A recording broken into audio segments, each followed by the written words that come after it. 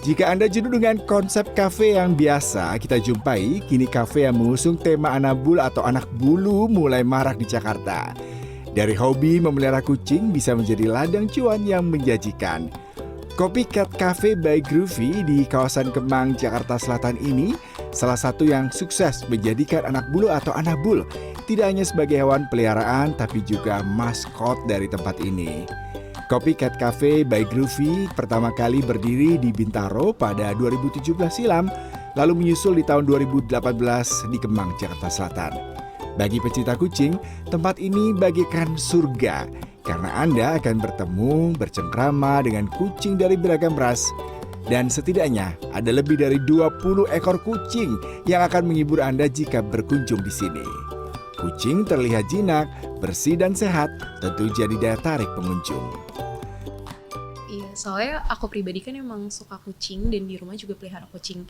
Tapi kalau aku datang ke Copycat, itu menurut aku bisa main sama berbagai jenis kucing dan harganya juga cukup affordable. Terus tempatnya juga bersih dan nyaman, jadi aku balik terus ke sini gitu. Ide membuka usaha ini bermula dari kecintaan Noni Suparman pada kucing sejak anak-anak. Sedari kecil, Noni sudah akrab dengan binatang berbulu dan lucu ini. Copycat Cafe by Groovy muncul dari banyak kucing yang ditinggalkan pemiliknya di hotel atau tempat perawatan milik rekan bisnisnya. Bukan hal mudah bagi Noni membangun Copycat Cafe by Groovy ini. Setidaknya dia harus melakukan survei ke kafe kucing di luar negeri. Karena saat itu di tanah air belum banyak referensi kafe yang memadukan kucing sebagai daya tarik. Tantangan lain bagi Noni yakni saat menerapkan biaya masuk bagi tamu untuk bermain bersama kucing di sini. Tidak semua tamu berkenan merogoh kocek di luar biaya makan dan minum yang mereka pesan. Banyak yang protes gitu loh, saya mau main sama kucing kok harus bayar, ngapain sih? Kan saya bisa aja beli kopi secangkir gitu. Sementara tidak semudah itu gitu, karena kan saat itu kita mungkin ada awal-awal mungkin ada 20 kucing gitu dan masing-masing tuh butuh perawatan gitu. Dari mana pemasukan kita untuk perawatan itu gitu ya, memang harus ada diterapkan sistem HTM, harga tiket masuk gitu. Harga tiket masuk per orang dibanderol Rp40.000 hingga Rp60.000 di Senin hingga Jumat dan Rp70.000 pada akhir pekan. Tamu juga harus reservasi dulu sebelum datang. Kebersihan kafe dan kesehatan kucing adalah modal utama Copycat Cafe by Groovy bertahan. Belum lagi menciptakan strategi pemasaran yang mumpuni mulai dari sosial media hingga paket diskon dan membership bagi pelanggan. Kini setidaknya setiap hari Copycat Cafe by Groovy bisa menerima hingga 50 tamu di hari kerja dan 100 orang di akhir pekan. Bagaimana caranya kucing-kucing kita bisa sehat, terawat dan bersih, itu juga butuh waktu gitu. Jadi saya sangat mendukung sekali kalau memang misalnya ada orang yang mau mencoba bisnis ini gitu, silahkan gitu. Tapi harus pakai hati gitu, karena kita bicara mengenai hewan hidup. Jadi kita harus sangat mengutamakan kesejahteraan kucing-kucing ini. Selain kucing, pecinta anjing kini juga bisa berinteraksi sembari ngopi atau menikmati kudapan di kafe yang menyediakan anjing sebagai magnet bagi pengunjung. Dogs Ministry yang berada di kawasan Pluit, Jakarta Utara ini seakan surga bagi pecinta anak bulu. Setidaknya ada lebih dari 100 ekor anjing yang siap menyambut Anda di sini. Kalau menurut aku sih kalau main sama anjing itu bikin jadi lebih positif ya, karena energi-energi negatif aku tuh jadi kekuras karena main sama anjing. Ya karena aku tuh kebetulan juga suka anjing, suka kucing, jadi kayak lebih happy, yang kayak bete jadi kayak lebih happy main sama mereka, karena kan mereka kan lari sini, lari sana, jadi kayak kita lebih ceria. Anjing yang berada di Dog Ministry seakan menjadi magnet bagi setiap pengunjung yang datang. Anjing dari berbagai ras seperti Alaskan Malamute, Poodle hingga Bichon siap bercengkrama dengan pengunjung.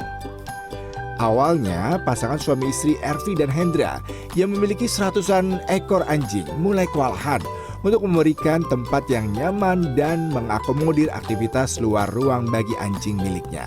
Nah, jadi pada waktu dulu tahun 2020 kita tuh setiap hari harus bawa mereka jalan keliling komplek karena mereka kan butuh aktivitas ya. Jadi kita sendiri berdua dengan ada beberapa pegawai itu setiap hari itu mesti bawa jalan 50-60 ekor itu 2 kali sehari. Nah jadi seiring berjalannya waktu kita lakukan itu beberapa lama, kita menyadari ada resiko sebagai pet owner, kita mulai menyadari lebih banyak resiko kalau bawa mereka keluar jalan-jalan di jalan umum. Pertama takut keserempet mobil. Karena kan kita sekali bawa satu orang bisa bawa 6 sampai 8 dogi. Dog Ministry buka sejak 2020 silam yang merupakan perwujudan kecintaan Ervili akan anjing peliharaan miliknya. Kecintaan Ervi akan anjing sudah terjalin sejak dia anak-anak. Mengingat anjing adalah aset dari kafe ini, tak heran Ervi mengutamakan kesehatan, kebersihan, serta kondisi kenyamanan Anabul.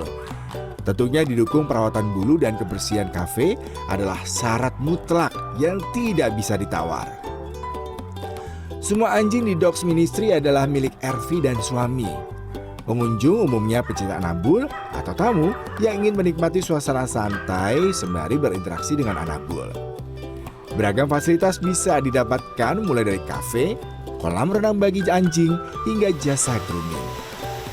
Bagi Ervi dan Hendra, metode pemasaran konvensional dengan promosi dari mulut ke mulut adalah cara ampuh memperkenalkan Dogs Ministry. Setiap pengunjung dikenai biaya masuk Rp65.000 untuk kunjungan di Senin hingga Jumat dan Rp80.000 di akhir pekan. Perlahan tapi pasti, kafe anjing milik Ervi mulai dikenal. Pada saat akhir pekan, bisa ratusan tamu hadir.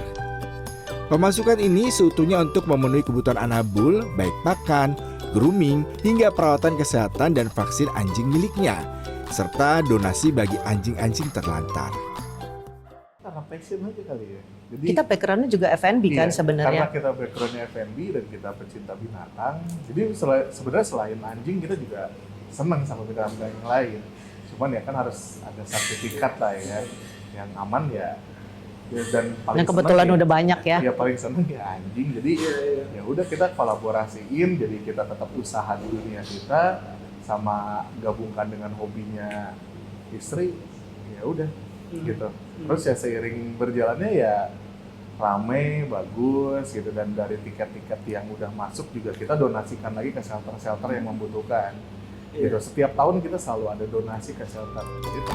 Ervi juga ingin Dog Ministry bisa menjadi wadah untuk mengedukasi anak-anak untuk mencintai dan menyayangi Anabul sedari dini. Bagi Noni dan Ervi, tidak mudah membangun bisnis yang melibatkan anjing dan kucing. Modal utama yakni kecintaan dan rasa sayang pada anak bulu, sehingga bisnis ini bisa terus berjalan. Karena Anabul yang sehat dan bahagia, serta kebersihan kafe merupakan kunci keberhasilan bisnis ini. Yudi Udawan, Firki Adin, Jakarta.